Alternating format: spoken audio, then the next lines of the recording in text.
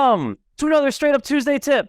I'm Tom Shellcross, licensed agent with Second City Real Estate. With me as always is Mark Ainley, founder and owner of GC Realty. And with us for, I don't know, maybe the fourth or fifth time I feel, we have Mike Glasser. Mike, welcome back. Well, great. You're only getting more enthusiastic with your introductions. It's Friday, man. We're feeling good. And Mike brought a friend with us. Well, one Mike in the room is not enough. We need another one. So he took it upon himself to bring over Mike Hagenson from New Era, which we have not have on yet. So Mike Hagenson, welcome to the show. Thank you. All right. So there has been a lot going on with rent control, and we covered the subject probably a year ago. But right now, we're recording this in March of 2023. Can you just give us the quick rundown of what's happened over the last year, right? It didn't, the rent control, it didn't get advocated for or pushed forward last year. It was a small, call it win for housing providers. What's happened since then? Can you just provide some context before we dive into present day? Well, I'll take that one. I could feel the temperature heating this whole past year as we've been out there raising rents, as rising property taxes, inflation, and other increases in expenses have forced us to do. And all along the way, as we were passing along increases in the 5 to even as high as 8 to 10% range, knew that this would bring an opportunity to the forces of tenant advocates, the forces for rent control, to build momentum. And that with the election being done, a new General Assembly, which is more liberal, sworn in, we kind of expected the fight of our lives this year. The last big fight happened 2 to 3 years ago. And so in anticipation of the fight and all the money and effort that was going on the other side, the NBOA, which is part of a coalition with our industry partners called SHAPE, Illinois, the NBOA convened its own rent control task force to help advocate and educate legislators and our members on the issue. And I was one of my smartest decisions ever. I asked Mike Hagenson to chair this, so which is why Mike's a perfect guest for today. Got it. One of your smartest decisions ever. How, I don't know. That's a list on count on one hand, correct? Okay. Well, maybe ordering a Guinness at lunch today was a good one too. So awesome. All right. So Mike Hagenson, talk to us a little about what's been going on here then. Well, last year the rent control bill did not ever it never was put to a vote on the House of Representatives floor in the Illinois State General Assembly. And this year, I think we saw at least two or three more rent control bills be introduced in the House and Senate. And today is the deadline for passing legislation. It doesn't appear that those bills will be going forward this year. Today meaning March 24th, just for those who are listening to this. That's correct. And there's a whole range of different bills that seek to do different things. Some are more specific than others. There is a very generic one that's been introduced by the same lawmaker for the last 5 or 6 years that simply seeks to lift the state preemption on rent control. In 1997, the state of Illinois made it illegal for municipalities to impose rent controls, recognizing the damaging economic impact that it causes to the housing market. That's the case, I believe, in about 35 or 36 other states in the United States, that it is illegal for a municipality to impose rent control, and there's very good economic reasons for doing that. There has been an effort that's been growing for the last 5 to 6 years in Illinois, following other states in the United States, to try to lift the ban locally on rent control prohibitions. And the main legislation that we've seen simply seeks to lift the ban so that municipalities are free to implement their own rent control rules. So if something like that were to ever pass, we wouldn't know what the rules were until a local municipality went forward with their own proposal. There are other bills that were advanced that were very specific, that seemed very complicated, creating a rent control board where they set the rents every year, monitoring all these different elements of it. So we kind of have seen a whole range of proposals on it, and fortunately, none appear to be advancing this year. Yeah, and just for context, we'll link to it in the show notes, but for those unfamiliar, we talk about the negative consequences or unintentional effects of rent control. I think the best summary of it is it's the Freakonomics podcast episode 373. Again, more of a non-biased view coming from both sides, just coming from someone who studies, the real estate market and the economies and what this would do to certain communities. That's probably the best educational piece, right? People can debate and have different political views, but I love that podcast. And if you haven't listened to it, do yourself a service, take the hour, because it goes into great detail describing, how this hurts communities, right? And to give an example, if you have two suburbs next to each other, if one would implement rent control and one wouldn't, just the effect it would have on those two side-by-side suburbs.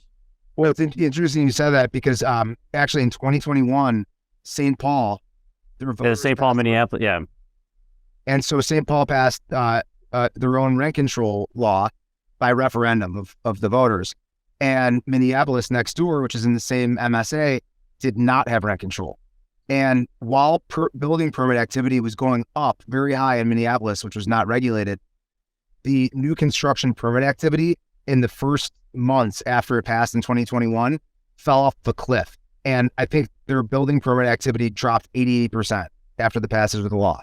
So what that shows you is that these laws absolutely kill new housing supply, which is so greatly needed in every municipality. Yeah, we have an affordability crisis, and the answer is to put more supply online, or to bring more supply to the table. And every barrier we put to that makes it that much tougher. Exactly. So we might have dodged a bullet this year. When is that chance of that bullet coming back at us again? Is this an annual thing that will be re-announced next year? Talk to us about what the future looks like. I would imagine that there's going to be a push for it every year. I mean, it's something that we're anticipating. We are doing our best to educate lawmakers on how this is such a anti-economic decision for all stakeholders. It's not something that would benefit one group or the other. I mean, it really is. It's kind of like an easy out for politicians to sell to their voters, but really they're shortchanging them in the long term or even in the medium term, because it shuts out new entrants from the city.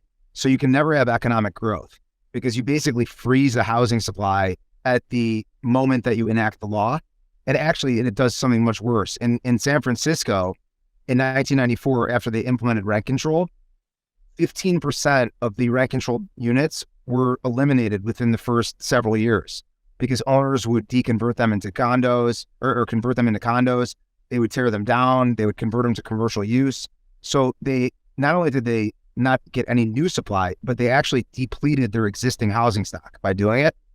You can look at a recent example in St. Paul of what it does to building permit activity. In New York City, they tightened their laws in 2019 to make them so insanely impossible to operate a multifamily property that owners of these properties, as their tenants were vacating the units, they would have to continue renting them for a rate that didn't allow them to make the decision to renovate the unit.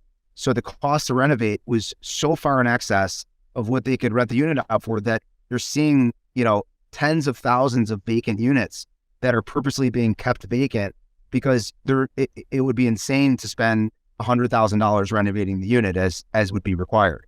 So it's creating its own housing crisis.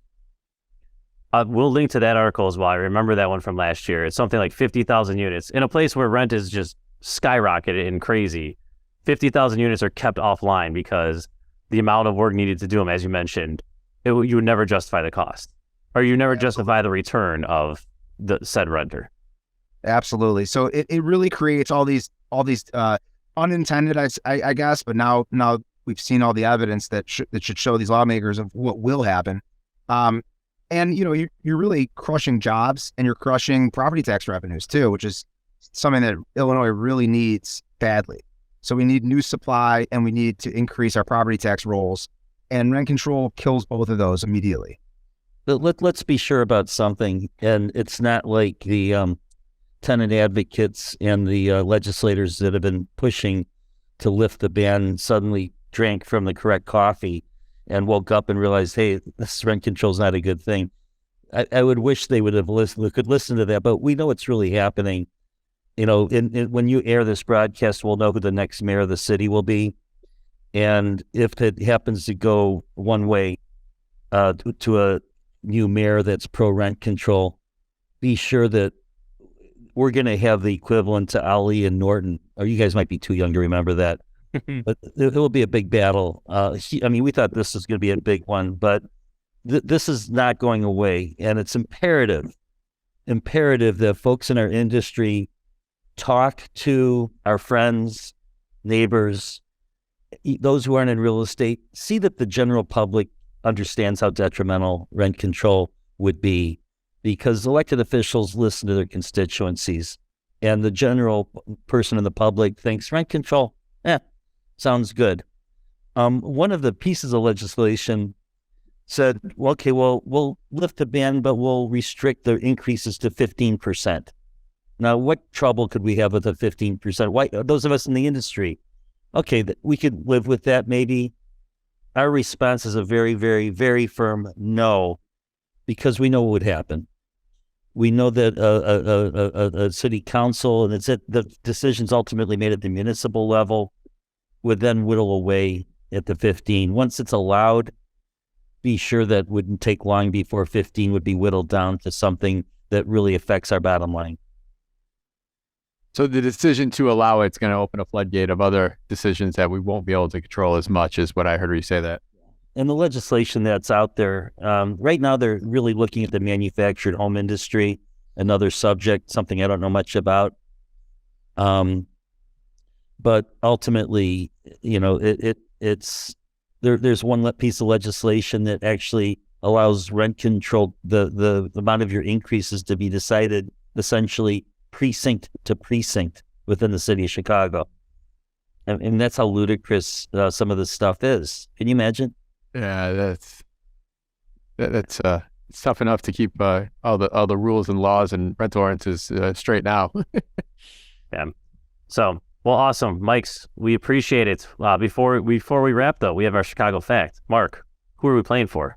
Yes. So we are playing for Lyle Johnson. Lyle Johnson bought a T-shirt it's been almost a year. So Lyle, hopefully you're still listening, and you're gonna get a $50 gift card if myself or one of the M&M team here get this question right. And it's brought to you by Renova Financial here. All right. So I knew Mike Lasser was coming back on, and when I think of you, I think of Rogers Park. So my question today, and you guys will all get a shot at this. Rogers Park stretches across how many different wards? And is it 1, 2, 3, or 4? Mark gets first shot at this. It's 4. Mike? I agree. I'll have to agree. Come on. What were you going to say, Mike? I actually don't know the answer to this. I can think of 3, but so I'll go with 3. You gotta go with 3 for Lyle. Give him the best chance of getting. Well, you bailed Lyle out. The answer is 3. Oh, look at that. Lyle, It's Mike, mostly the 49th and 50th, and then a little bit of 40th, which is Vasquez. A little bit of that cuts into there. I didn't know either, but 3 seemed too obvious, and that's why I went with 4. So that was that's where I went wrong there. I went opposite of what the. To give you a layup on a Friday, and you just. Man. I think All right. Kyle's related to Brandon, isn't he? Yeah, no, I'm not sure, but whether you are or not, Lyle, you know we're gonna still. Mike saved your butt here, and we're gonna send you out a $50 gift card brought to you by Renovo. So awesome Tuesday tip here, Mike. Great to have you on for the first time, Mike Glasser. Happy to have you back. Listeners, check out the website, Midwest Real Estate Networking Conference, May 6th and 7th. We'll have a table there. Maybe MBOA will be there attending, or at least mingling amongst the crowd. But we are excited to be there and network and meet and share our resources. And there's going to be a lot of resources there. Been there in the past. Been an awesome conference, awesome networking. I still talk to a lot of people and do deals with people that I met there those 2 previous times prior to COVID. So excited it's back. Mike, awesome having you on first time. Mike, thanks back. Tom, thanks always. And listeners, we'll see you Thursday. Thanks all. Thanks, guys. Thank you.